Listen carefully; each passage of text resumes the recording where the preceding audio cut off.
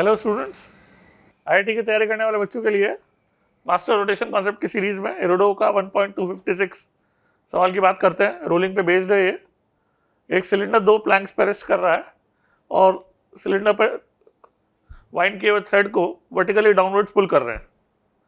Friction की वजह से जो है ये राइट में एक्सेलरेट करेगा और हमें निकालना है कि मैक्सिमम फोर्स कितना लगा सकते हैं ताकि जो है प्लैंक्स पे स्लाइडिंग ना हो और उसके करस्पॉन्डिंग एक्सेलेरेशन जो है सिलेंडर के सेंटर का मैक्सिमम क्या होगा। फ्रिक्शन कोफिशिएंट के लिए हम जो म्यू यूज करते हैं उसकी जगह यहाँ पे के सिंबल यूज हो रहा है, तो एक उसका ध्यान रखना है हमें। और डायग्राम बना के हम दोनों का नॉर्मल रिएक्शन को कंबाइन कर सके एक सिंगल शो कर दे तो भी हमारा काम चल जाएगा।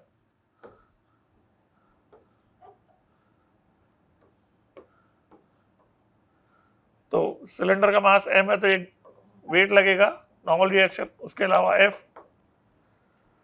तो आप देख रहे हो इसको हॉरिजॉन्टल एक्सीलरेट करने के लिए f का जो टॉर्क क्लॉकवाइज आ रहा है और स्लिपिंग नहीं हो रही है, तो सेंटर के टॉर्क की वजह से इसमें क्लॉकवाइज एक्सीलरेशन आएगा और सेंटर टुवर्ड्स राइट मूव करेगा। अब रोलिंग दे रखी है क्योंकि तो टॉर्क जो है इस f का सेंटर के अबाउट क्लॉकवाइज है, बट हॉरिजॉन्टल एक्सेलरेशन जो सेंटर का है वो टुवर्ड्स राइट है। तो उस एक्सेलरेशन को प्रोवाइड करने के लिए स्टैटिक फ्रिक्शन जो है वो एक्सेलरेशन के डायरेक्शन में लगेगा, इससे हमें फ्रिक्शन की डायरेक्शन पता चलेगी। हालांकि ये नोट करने वाली बात है कि फ्रिक्शन जो है वो सेंटर के अबाउट एंटी क्लॉकवाइज टॉर्क देगा, बट स्टिल जो है क्लॉकवाइज एक्सेलरेशन इसका एफ के टॉर्क की वजह से सेंटर मास के अबाउट है, हम अंडरस्टैंड कर सकते हैं। तो ये ए जो है उसका कॉज ये एफ एस है और ये जो अल्फा आ रहा है उसका कॉज जो है ये थ्रेड का टेंशन फोर्स एफ है।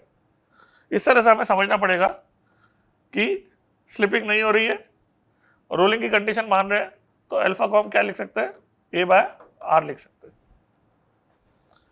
अब हमें फोर्स और टॉर्क की इक्वेशन लिखनी चाहिए और फ्रिक्शन को क्योंकि एक्सेलरेशन प्रोवाइड कर रहा है इसलिए मैक्सिमम वैल्यू पे मानेंगे तो वो म्यू इंटू एन के बराबर हो जाएगा। म्यू यहाँ पे ध्यान रखना के है। तो अब हमें फोर्स और टॉर्क की इक्वेशन लिखनी चाहिए। वर्टिकल डायरेक्शन में फोर्सेस बैलेंस होंगे तो एन की वैल्यू हो जाएगी एम जी प्लस एफ, पहली इक्वेशन। दूसरी इक्वेशन हो जाएगी फ्रिक्शन की हॉरिजॉन्टल मोशन के लिए mu N is equal to M A, और तीसरी टॉर्क की इक्वेशन हो जाएगी capital F into R minus mu N into R is equal to solid cylinder दे रखा है 1/2 M R square into alpha, जो ए बाय आर लिख सकता है। तो इस तरह से हमारी तीन इक्वेशन बन गई और हमें निकालना क्या है, हमें एफ की वैल्यू निकालनी है। यहां से म्यू एन की वैल्यू हमें डाल दें तो एफ बन जाएगा 3/2 एम ए और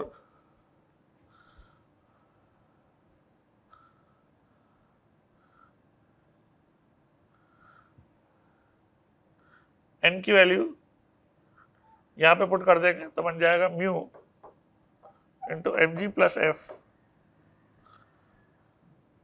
is equal to M a. तो ये दो इक्वेशन हो गई, इससे हमें एफ और ए की वैल्यू निकालनी है। तो ये एफ की वैल्यू यहां डाल दे यदि तो ए की वैल्यू आ जाएगी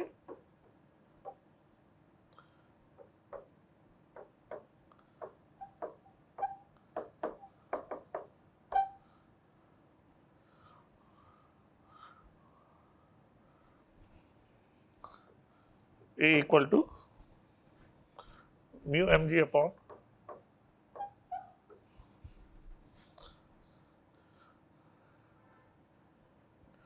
एम कॉमन आ जाएगा 1 minus 3 mu by 2।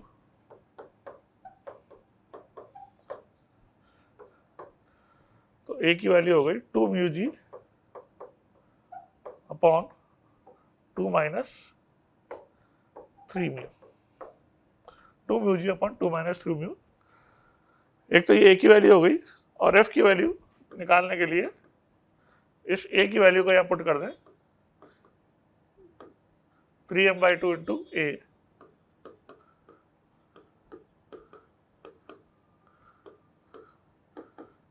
Three mu M G upon 2 minus 3 mu.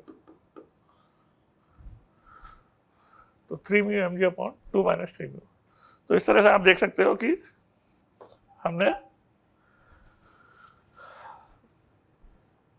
कैसे फोर्स की और टॉर्क की इक्वेशन लिखकर जो है ए की और एफ की वैल्यू निकाली।